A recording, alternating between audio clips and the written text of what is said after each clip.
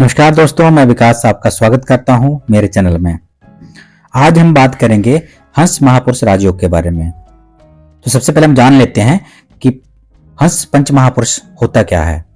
देखिए, जब भी कुंडली में केंद्र में बृहस्पति अपनी राशि, स्वराशि, अपनी उच्च राशि या मूल त्रिकोण का होकर केंद्र में बैठता है तो वो हंस महापुरुष राजयोग बनाता है। हंस महापुरुष योग में जो व्यक्ति होता है वो सज्जनों द्वारा प्रशंसित होता है और राजा के समान होता है। ऐसे व्यक्ति के हाथ पैर में शंख, कमल, मछली, अंकुश के निशान होते हैं। ऐसा व्यक्ति धार्मिक प्रवृत्ति वाला होता है। तो चलो जानते हैं कि 12 लगन की कुंडलियों में ये योग किस किस लगन की कुंडली में बनता है। तो सबसे पहले हम चलते हैं मेष लगन की कुंडली पे। देखिए, मेष लगन की कुंडली में बृहस्पति जो है वो नवम भाव का स्वामी होता है।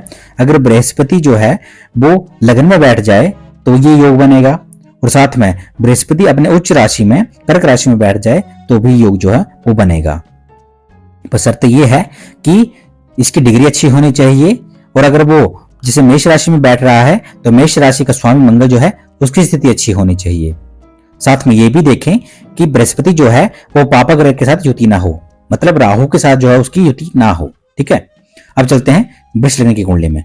देखिए, वृष लग्न की कुंडली में बृहस्पति ना तो वो पंचम और नवम भाव का स्वामी होता है, मतलब ना त्रिकोण भाव का स्वामी होता है और ना ही केंद्र का स्वामी होता है। ठीक है, तो वृष लग्न की कुंडली में ये योग जो है वो नहीं बनता। अब चलते हैं मिथुन लग्न की कुंडली में।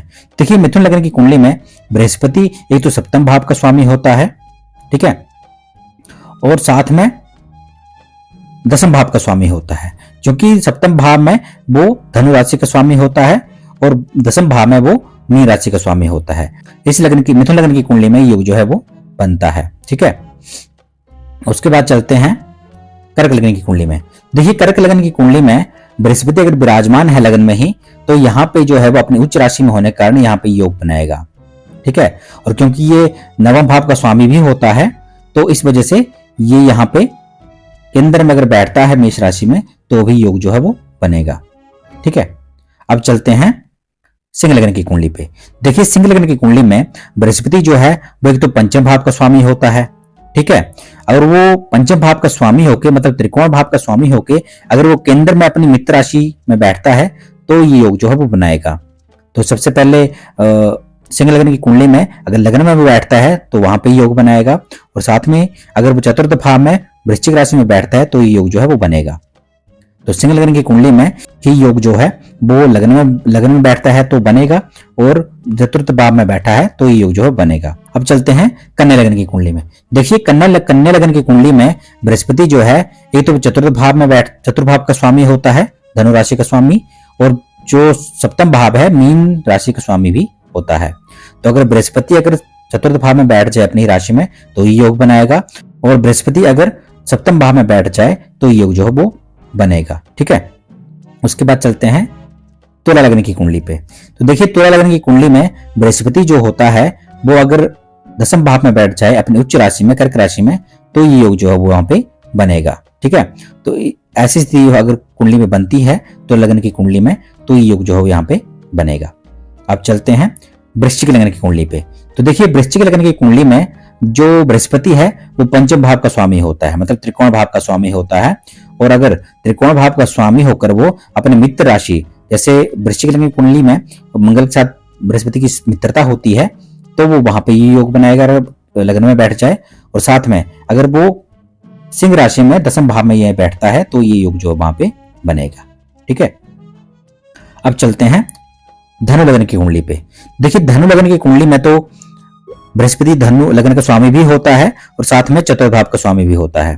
तो बृहस्पति अगर लगन में बैठता है धनु लगन की कुंडली में तो वो वहां पे योग बनाएगा, और अगर चतुर्थ भाव में बैठता है तो भी योग जो है वो यहाँ पे बनेगा। ठीक है, उसके बाद चलते हैं मकर लगन की कुंडली पे। तो देखिए, मकर लगन की कुंडली में सप्तम भाव जो है वहां पे कर्क राशि होती है। ठीक है, तो कर्क राशि में अगर बृहस्पति बैठता है तो वहां पे योग जो है वो बनेगा। ठीक है, उसके बाद चलते हैं कुंभ लगन की कुंडली में। देखिए, कुंभ लगन की कुंडली में ना तो वो त्रिकोण भाव का स्वामी होता है और ना ही वो केंद्र का स्वामी होता है। ठीक है, तो इस लगन की कुंडली में ये योग जो है वो नहीं बनता। अब चलते हैं मीन लगन की कुंडली पे।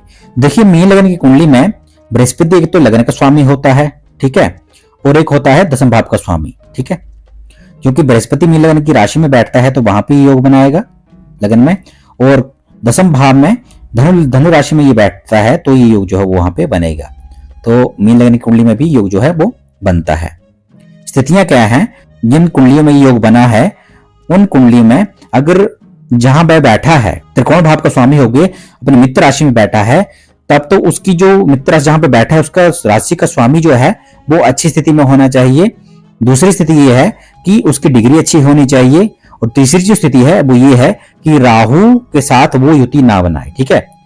अगर राहु के साथ युति बनाता है, ये राहु की दृष्टि पड़ती है तो भी योग में जो है कमी आती है और योग जो है फलित नहीं हो पाता।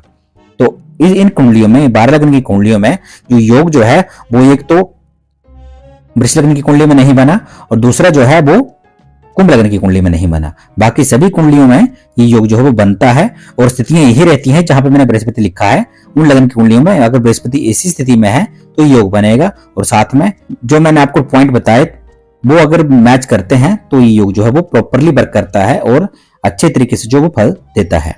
तो ये था आज के लिए। अगली वीडियो में हम शुक्र के द्वारा बनने वाले मालव्य योग के बारे में हम जानेंगे।